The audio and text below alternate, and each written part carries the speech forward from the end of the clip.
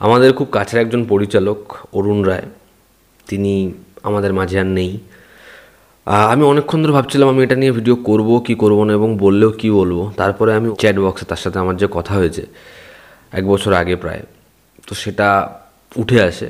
গত বছর, এবছর পুজো, তার আগের বছর পুজোয় আমার তার সাথে কথা হয়েছিল পুজোর সময়, এবং যেভাবে তিনি আমার সাথে কথা বলেছিলেন, যেভাবে তিনি অনেকক্ষণ আলোচনা করেছিলেন আমার সাথে কলে, আমার না পুরো বিষয়টা মনে পড়ে যায়। অনেকে হয়তো তার ছবি বাঘাযতীন থেকে দেখেছে, তার কারণ হচ্ছে সেটা পপুলার ছবি, কিন্তু তিনি যেভাবে ছবি বানিয়েছেন এবং কেন তার ছবি এত প্রয়োজনীয়, যারা তার 11 দেখেছেন তারা জানেন যে কিভাবে তিনি ফুটবল ম্যাচটাকে দেখিয়েছিলেন, ওই কালজয়ী খেলাটাকে দেখিয়েছিলেন। যারা তার চোলাই দেখেছে, মানে চোলাই সব থেকে বেশি আন্ডাররেটেড। ভালো সিনেমা যদি আপনার দেখতে হয় তাহলে আপনি চোলাই দেখুন। যদি আপনার দেখতে হয় একজন পরিচালকের জার্নি, তার সিনেমার জার্নি, তাহলে আপনি হিরালাল দেখুন এবং একটা ধামাচাপা ইতিহাস। ওই বাজেটে কিঞ্জল নন্দকে দিয়ে কী কাজ করিয়েছিল আপনারা একবার দেখুন। তার 8-12 বিনয় বাদল দীনেশ, ছবিটার কত কম বাজেট, সেই ছবিটা কি বানিয়েছিল লোকটা একটা ছবির জন্য না, বাঘাযতীন ছাড়া তার আগে একটা ছবির জন্য বিশাল টাকা পায়নি। তিনি কিন্তু যথেষ্ট ক্রাইসিসে থেকেছেন। তার ছবিগুলো যেভাবে তিনি বানিয়েছেন, সেগুলো কি বানিয়েছেন ওই বাজেট, এটা ভাবতে গেলে মানে অনেকের মাথার মধ্যে হাত পড়ে যাবে যে কী করে বানিয়েছেন উনি। তো সেই অরুণ রায়, তিনি যে খ্যাতি, যে পরিচিতি আমাদের এই বাংলা থেকে, বাংলা ইন্ডাস্ট্রি থেকে, বাংলা দর্শকদের থেকে পেতে পারতেন, তিনি যেটা ডিজার্ভ করেন, আমার তো মনে হয় সেটা তিনি পাননি, এবং তার মতো গুণী মানুষ সেটা পায়নি। আমি সবথেকে বেশি এটাতেই অবাক। আর ছবি যেরকম আর্ট ফিল্মের দর্শক বসে দেখতে পারবে, তার ছবি সেরকম কিন্তু ভীষণভাবে মেইন স্ট্রিম। আমার ভীষণ ভীষণ পছন্দের পরিচালক, এবং আমি বহুবার তার ছবি নিয়ে আলোচনা করেছি। তিনি কিভাবে ওই বাজেটে ছবি বানিয়েছেন সেটা নিয়ে বারংবার কথা বলেছি, এবং আমি আজ থেকে কিন্তু অরুণ রায়ের ছবি দেখি না।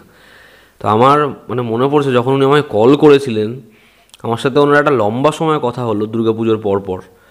আমি সত্যি বলছি, মানে আমি যখন আজকে চ্যাট দেখছি না, আমার এত এত খারাপ লাগছে যে সেই লোকটা আজকে এরভাবেই চলে গেল। একটা ছবি বানানোর কথা ছিল, কিন্তু আর তো সিনেমায় তার ফেরা হলো না। কিন্তু তিনি যা যা সৃষ্টি করে গেছেন, যেরকমভাবে নতুন ট্যালেন্টের তিনি সুযোগ দিয়েছেন, যদি তারা তার ছবি প্রথম থেকে দেখে থাকেন তাহলে দেখবেন তার ছবিতে না বহু নতুন মুখ, থিয়েটারের ছেলেমেয়েরা কাজ করতো।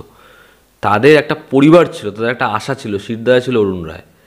তো সেই অরুণ রায় আজ নেই, এটা সত্যি ভীষণ ভীষণ কষ্টের। যদি ওপারে কিছু থেকে থাকে, তো তিনি যে খ্যাতিটা অর্জন করতেন, যে খ্যাতি তিনি ডিজার্ভ করেন, যেন সেটা তিনি পান।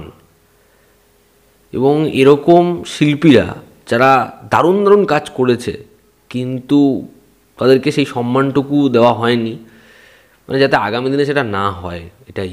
কারণ আমার মনে হয় তাদের একটা মনে না খুব কষ্ট থাকে।